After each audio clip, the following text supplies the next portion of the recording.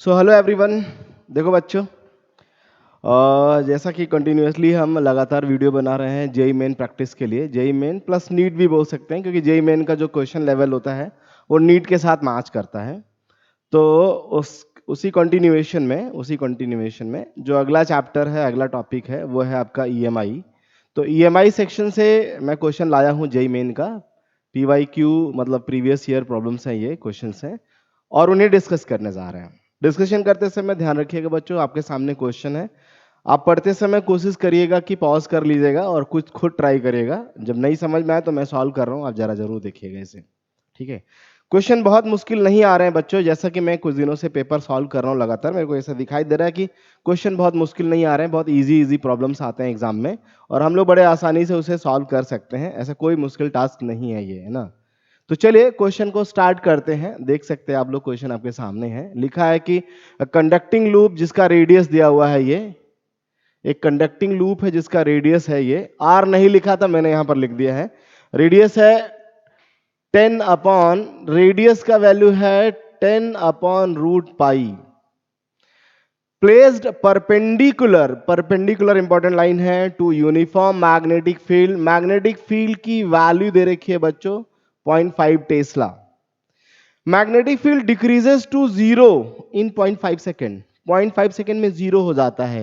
तो आप ये बात बोल सकते हैं बच्चों कि dB बाई dt, देखो final minus initial, that is 0 minus 0.5 upon time 0.5, that is -1 Tesla पर सेकेंड।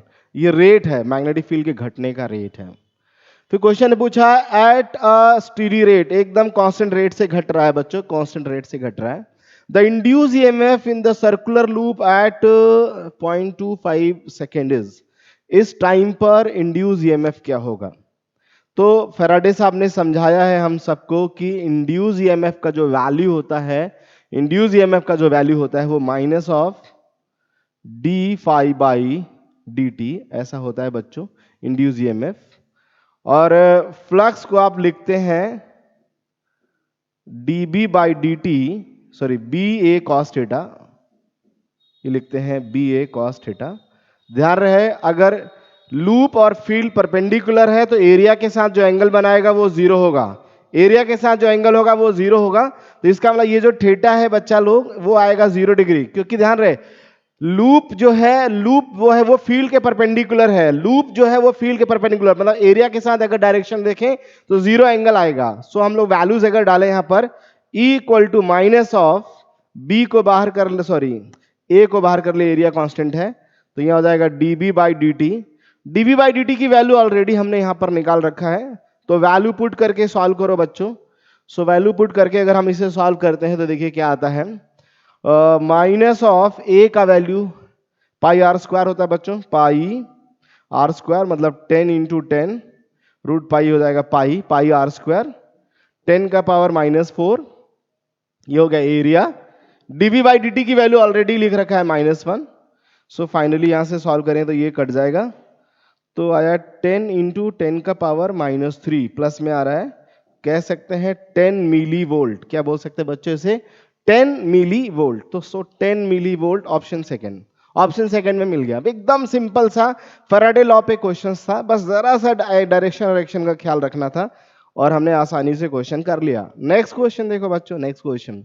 एक मेटालिक रॉड है, क्लास में वैसे ये पढ़ाया जाता है, सबको पढ़ाया जाता है। एक मेटालिक रॉड है जिसका लेंथ कितना है L, जो रोटेट कर रहे हैं किसी मैग्नेटिक फील्ड में, ऐसे रोटेट करते हैं, मैग्नेटिक फील्ड में रोटेट करते हैं। तो बोला कि बताओ इसके क्रॉस जो ईएमएफ होगा वो कितना जनरेट होगा, यही ना पूछा है, इंड्यूस ईएमएफ कितना होगा, इंड्यूस ईएमएफ।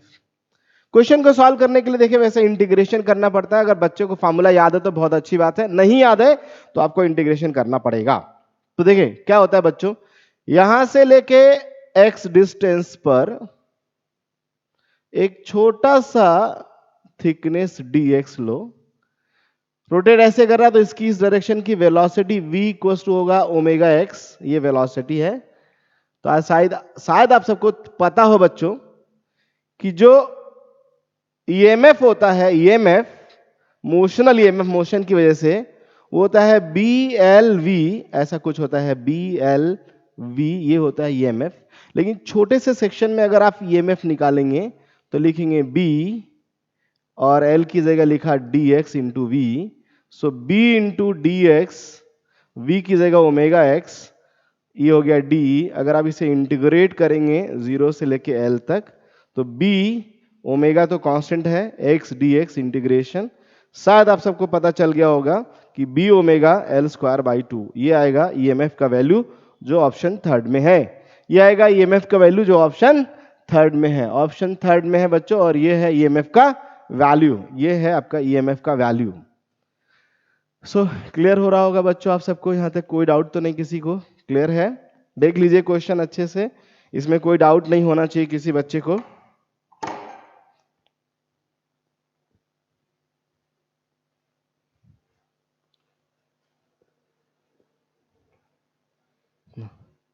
नेक्स्ट देखो बच्चों, नेक्स्ट है,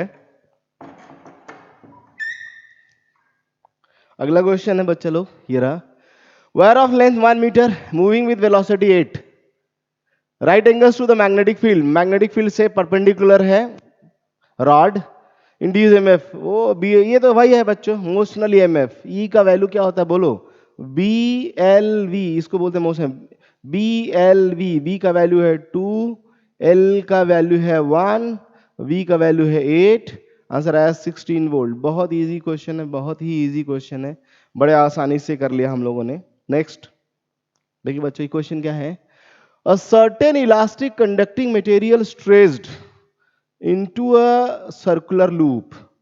It is placed with a plane perpendicular to the uniform magnetic field B, 0.8 Tesla. When released, radius of the loop starts shrinking at a constant rate of 2 centimetre. गड़बड़ है ये rate होना चाहिए 2 centimetre पर second, second का power है, मतलब यहां पर सेकेंड गायब है ना, ऐसा होना चाहिए।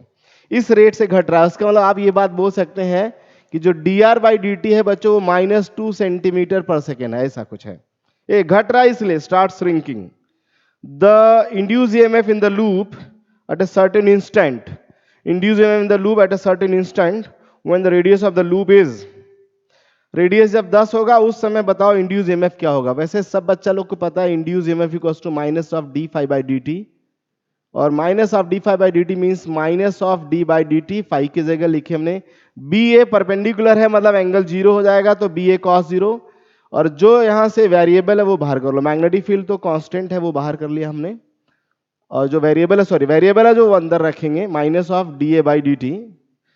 ए एरिया है, एरिया ऑफ द लूप कहलाता है पाई, पाई आर स्क्वायर, तो पाई बाहर कर लिया, आर स्क्वायर हो जाएगा minus of 2r d r by d t. Values put करो बच्चों, E equal to 0.8 pi and अच्छा माइनस साइन एक पहले से है यहां पर ये, और यहां एक माइनस पुट करेंगे तो आएगा minus of twice of r की वैल्यू कितनी है बच्चों?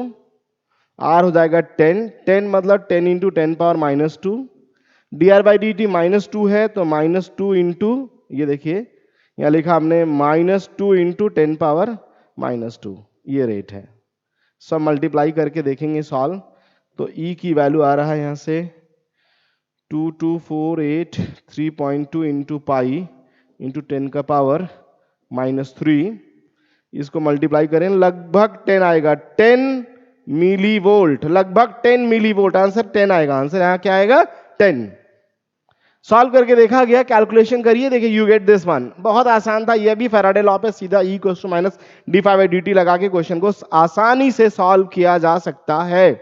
Next question, as per given figure, ये रहा figure, d i by d t है -1, voltage a b at this instant, लगा दो किरचॉफ्स, वी ए से चलना स्टार्ट करो, वी ए बी, ए से लेके बी तक चलो। सो यहां से जैसी करंट के डायरेक्शन जाएंगे drop, minus of 12 into I R, I R हो गया, आई का वैल्यू 2, फिर आगे बढ़िए। अच्छा बच्चों देखो करंट बढ़ रहा कि घट रहा है? ये इंडक्टर है, करंट बढ़ रहा कि घट रहा है? सर माइनस है, घट रहा है। जब करंट घटेगा तो ये बढ़ाने की कोशिश करेगा, बढ़ाने की कोशिश करेगा तो ईएमएफ इस तरह जनरेट होगा, इधर लो इधर हाई ना, प्लस हो जाएगा। वैसे भी हम लोग लिखते इसको ऐसी हैं, minus of L D i by d T, D i by d T की वैल्यू -1 पुट करें, अपने आप वो प्लस हो जाएगा। फिर क्या आएगा, यहां से देखिए बड़ा से छोटा आएंगे -12 इज इक्वल टू हो जाएगा VB। सो आएगा यहां से VA -24 माइनस L की वैल्यू कितनी है बच्चों, L is here, L is 6 D by d T -1 and -12 is equal to VB. So VA minus VB equals to 24 plus 12 and minus 6 and -6, क्योंकि ये प्लस हो उधर जाएगा माइनस हो जाएगा। So answer become 30 volt. Answer कितना आएगा बच्चों, 30 volt. Answer become 30 volt. Answer become 30 volt. Okay, clear है ना, ये आंसर आएगा। बड़ा आसान था, सीधा किरचॉफ लॉ लगाया, गेट द आंसर। बस यहां ध्यान रखना था कि जो करंट की वैल्यू है डिक्रीज हो रही है, तो ये करंट बढ़ाने के लिए ऐसा ईएमएफ होगा, मतलब इधर से इधर जाएंगे तो प्लस हो जाएगा। इस हालांकि फार्मूले में भी रख के देखें तो अपने आप ये प्लस ही हो जा रहा था। ओके, नेक्स्ट क्वेश्चन है बच्चा लोग, देखो नेक्स्ट क्वेश्चन क्या है। लिखा है कि small square loop of side length L is place inside a large square loop. देखिए बच्चों, L का वैल्यू स्मॉल l से बहुत बड़ा है, मतलब इसे बहुत छोटा मान लेंगे। ऐसा मानेंगे कि इस स्क्वायर के ये लगभग सेंटर पर ही है। Both the loops are coplanar and their centres coincide at O। दोनों कोप्लेनर है और दोनों का सेंटर कोइंसाइड कर रहा था। Mutual inductance of the system. ये बच्चों, म्यूचुअल इंडक्टेंस निकालने के लिए म्यूचुअल जो फ्लक्स होता है वो MI के बराबर होता है और M का वैल्यू होता है phi बाई I। phi बोले तो ध्यान रहे, इस बड़े वाले लूप की वजह से फील्ड निकाल लो और छोटे वाले का एरिया मल्टीप्लाई करो, फ्लक्स आ जाएगा। अच्छा बताओ, इस एक वायर का फील्ड इधर आएगा, देखिए इसका भी सारे वायर की वजह से, बाहर वाले वायर की वजह से फील्ड आउट ऑफ प्लेन है। एक का निकाल के 4 से मल्टीप्लाई करो, एक वायर की वजह से जो फील्ड आएगा वो कितना आएगा, अगर हम लोग देखें यहां से, देखो बच्चों पूरा लेंथ L√2 था, तो ये आएगा L/√2 और ये एंगल 45 है। सो ये डिस्टेंस हो जाएगा D का वैल्यू L/2, L/√2 का कॉस कंपोनेंट ना, L/√2 cos 45, ये आ जाएगा कितना, L/2, ये D हो गया। इसकी वजह से फील्ड कितना होगा, देखिए फील्ड, सो ये आएगा फील्ड की वैल्यू, मैग्नेटिक फील्ड, तो mu naught I/4πD sine alpha sine beta, तो sine 45 plus sine 45, 1/√2 plus 1/√2। So this B equals to mu naught I divided by 4πD की जगह लिखा हमने L/2, ये हो जाएगा आपका 1/√2 plus 1/√2, that means it is √2। So B equals to हो जाएगा म्यू नॉट I√2/2πL।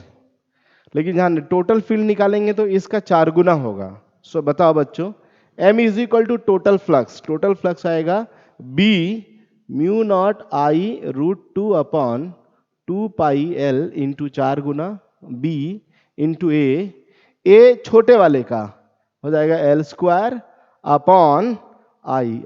I से I कट जाएगा। M का वैल्यू आएगा कितना बच्चों, जरा देखो, 2√2 mu naught L² divided by pi L। ऐसा है 2√2 म्यू नॉट स्मॉल L² पाई L। ये ऑप्शन में देख रहा है बच्चा हम लोग को, कहां पर, C, ऑप्शन सी में ये चीज दिख रहा है। Option c is the correct one, option c is the correct one. आसानी से सॉल्व किया। ये जो फील्ड आया है एक वायर का, ऐसे 4 वायर है, चारों वायर का फील्ड निकालने के लिए 4 से मल्टीप्लाई कर दिया और क्वेश्चन को सॉल्व कर लिया बच्चों। नेक्स्ट देखिए, next is this one, magnetic flux in a weber closed circuit, resistance दे रखा है, फ्लक्स रेजिस्टेंस दिखा है 20 ओम और वो टाइम के साथ वैरी कर रहा। फ्लक्स ये रहा, फ्लक्स की वैल्यू है 8t² माइनस 9t प्लस 5, यह है बच्चों। फिर क्या करते हैं बताइए, E equals to minus of d∅/dt, differentiate कर दीजिए तो कितना आएगा बच्चा लोग बोलिए, minus of 16t minus 9, T नहीं आएगा, माइनस 9, ये आएगा आपका यहां से माइनस अंदर मल्टीप्लाई आएगा, ई का वैल्यू हो जाएगा -16t + 9, किस टाइम पे पूछा है 0.25, यहां डाल दीजिए, माइनस ऑफ ई इंटू 0.25 + 9 + 9, 0.25 मतलब 1/4, तो जाएगा -4, तो 9 - 4 दैट इज 5 वोल्ट। 5 वोल्ट का ईएमएफ आया है और उसने पूछा है करंट, तो करंट की वैल्यू होती है EMF divided by resistance, that is 5/20 means 1/4 ampere. Answer is 1/4 ampere, बोले तो 0.25 एम्पियर, या कह सकते हैं 250 मिली एम्पियर, है ना। 250 milli ampere is the final answer. The answer is 250 milli ampere, answer is 250 milli ampere. E question minus of d5/dt, differentiate करके question को सॉल्व किया गया, answer becomes this minus of 0.25 minus of 0.25, that means this one. Okay, the next question is, next question ये रहा आपके सामने बच्चों, देखिए लिखा beam of light travelling along x axis as describe by the electric field. ये electric field से दिखाया गया है एक लाइट बीम को, और ratio of the electric force and magnetic force on the charge Q moving along y axis with a speed of 3 into 10 power 7 meter per second will be। अगर कोई भी चार्ज पार्टिकल स्ट्रेट पाथ पर चलता है electric और magnetic field में, तो E/B ratio speed of light के बराबर होता है, शायद आपको याद होगा ये बात, या वो स्पीड ऑफ द पार्टिकल के बराबर होता है, ऐसा है।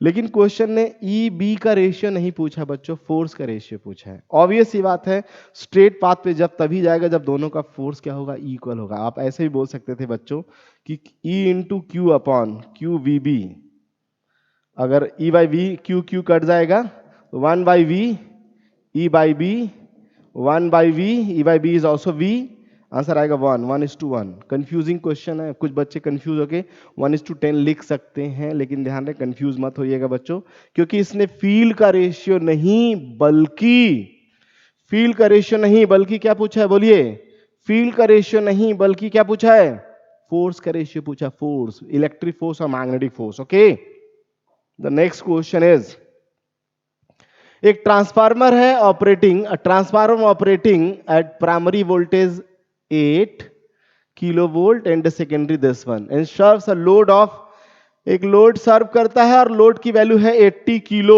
वाट। Assuming the transformer to be ideal, ideal होने का मतलब है और प्योरली रेजिस्टिव है, मतलब इनपुट और आउटपुट पावर सेम होना चाहिए। तो बोला है प्राइमरी लोड और सेकेंडरी लोड बताओ कितना होगा। ओके, तो देखो बच्चा, लोड बोले तो रेजिस्टेंस, ये सेकेंडरी के लिए, आउटपुट के लिए, V²/P इज द रेजिस्टेंस, 160 का square divided by power 80 kilo, ठीक है, 160 into 160 divided by 80 into 10⁻3, 2 times 320 10⁻³ 0.32 ohm. Option पहला, दूसरा में नहीं है, तीसरा, सिर्फ तीसरा में है ऐसा। लेकिन बच्चा बोला नहीं सर, प्राइमरी वाला भी प्रूफ करके देख लेते हैं, तो चलो प्राइमरी वाला प्रूफ करो। तो प्राइमरी वाला प्रूफ करें अगर बच्चों, तो क्या आएगा जरा बताओ उसका पावर। अरे ये प्राइमरी के लिए हो जाएगा 8 इंटू 10⁻³ V² अपॉन पावर, क्योंकि पावर तो सेम होगा, आइडियल है तो इनपुट आउटपुट पावर सेम है, पावर सेम होगा 80 किलो। सॉल्व करके देखिए, आंसर आ रहा है 800, मतलब option c is the correct one, option c is the correct one. Okay, okay, the last question, the last question is, a conducting circular loop made of thin wire has area, area this, ये area दिया हुआ है बच्चों, ये area है, area का value लिख लेते हैं, कितना दिया है 3.5 into 10⁻³ metre square area. Resistance का वैल्यू कितना है बच्चा, 10 ohm. It is placed perpendicular to a time dependent magnetic field B equals to 0.4 tesla sine 50 pi t, ये दे रखा है। The net charge flowing through the loop during this, a net charge flow, actual में charge flow सच बात करें तो बच्चों जानते क्या होता है? चार्ज फ्लो अगर हम लोग निकालें तो सबसे पहले देखिए, मैं चार्ज फ्लो की बात, पहले ईएमएफ तो हम सबको मालूम है, minus of A dv by dt, perpendicular लिख रखा है उसने ऑलरेडी, तो we can write this one minus of A dv by dt। So EMF आ गया तो करंट की वैल्यू हो जाएगी minus of A by R dv by dt, है ना। और dq की वैल्यू होती है i इंटू dt से मल्टीप्लाई कर देंगे इसको हम लोग, है ना।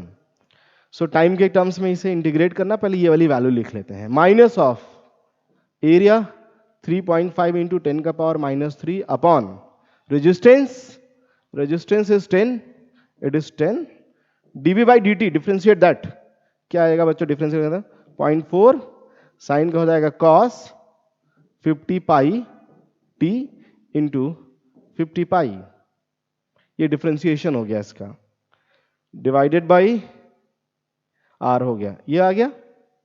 अब क्या करना है हमें, dq की वैल्यू हो जाएगी इसको dt से मल्टीप्लाई, ये आता हमारा i आ गया, i की वजह से वैल्यू लिख लिया जाए, क्या आता है देखिए जरा सॉल्व करके।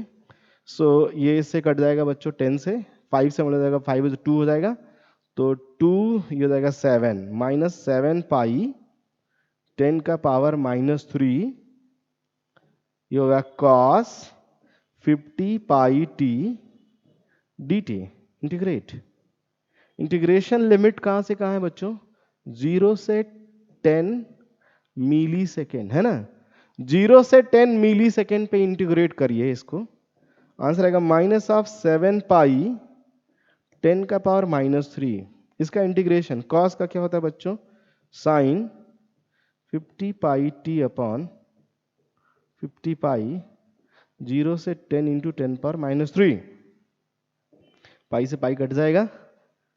सो ये हो जाएगा आपका flux minus of 7 by 50 into 10 का पावर माइनस 3। मैं सॉल्व कर रहा हूँ बच्चों, देखो यहाँ पे सॉल्व कर रहा हूँ, आप लोग बस कैलकुलेशन देखते चलिएगा। Upper limit minus lower limit, upper limit is यहाँ पर t की जगह पुट करेंगे तो आएगा 500 पाई, तो 0.55 मतलब पाई बाई 2, तो ये जाएगा sine pi by 2 minus sine 0 1 हो जाएगा। तो आंसर बिकम 7 बाई 50 मिली ना, 7 by 50 milli coulomb. Oh my god, answer में कहीं कोई गड़बड़ी तो नहीं है, देख लीजिए 0 0 से कट गया, ओके 5 से कटा 2 आया, 2 से हो गया 7, फिर बचा पाई, 7 पाई हो गया, 10 पावर माइनस 3 तो चल ही रहा है यहाँ पर, 10 पावर माइनस 3, ओके गुड। फिर हमने यहाँ पर क्या किया बच्चों, ये तो हो जाएगा आपका साइन का कॉस का साइन अपन 50 पाई को बाहर कर लिया, सो पाई पाई कट जाएगा, 7 बाई 50 आ गया, 7 बाई 50। देखो बच्चों लग रहा है कि इसका आंसर गड़बड़ आ रहा है, क्योंकि यहाँ मेरे हिसाब से तो आंसर आना चाहिए 7 अपॉन 50 इंटू 10 पावर माइनस 3, मतलब 7 अपॉन 50 मिली कूलम, ये आंसर आना चाहिए, जबकि ये आंसर में मैच कर नहीं रहा है ना, ठीक है, कोई आंसर मैच नहीं कर रहा, ये आंसर हो सकता है लेकिन कुछ ना कुछ गड़बड़ी है बच्चों, ठीक है ना, इसका आंसर मैच नहीं कर रहा जैसा हमने यहाँ पर डिस्कस कर लिया। ओके क्लियर है, चलिए बच्चों कुछ और क्वेश्चन बच रहा है इसमें, वो हम अगली क्लास में डिस्कस करते हैं, कुछ और क्वेश्चन बच रहा है अगली क्लास में डिस्कस करें। ओके एवरीवन, थैंक यू बच्चा लोग, थैंक यू।